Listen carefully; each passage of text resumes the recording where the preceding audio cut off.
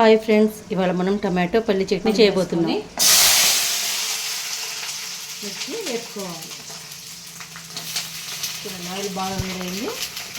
కొంచెం ఇట్లా కొంచెం వేగినాక ఇందులో పల్లీలు కూడా వేసేసినాం అనుకోండి.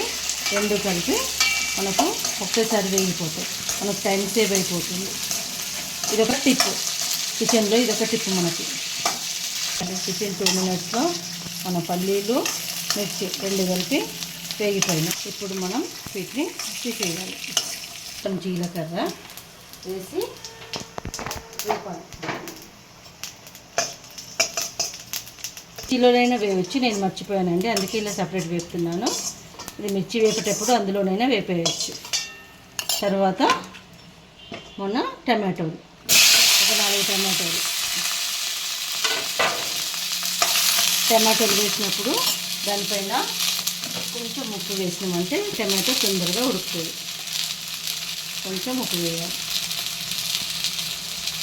ఫ్రెష్ కొత్తిమీర కొంచెం వేస్తున్నాను. టమాటోతో పాటు మగ్గుద్ది అనేసి ఫ్రెష్ కొత్తిమీర వేస్తున్నాను. ఆ లోపు మనం వీటిని పేస్ట్ చేసుకున్నాం. బాగా మెత్తగా పట్టద్దు, బరకగా పట్టాలి. ఇందులో 4 వెల్లుల్లి రెబ్బలు, కొంచెం చింతపండు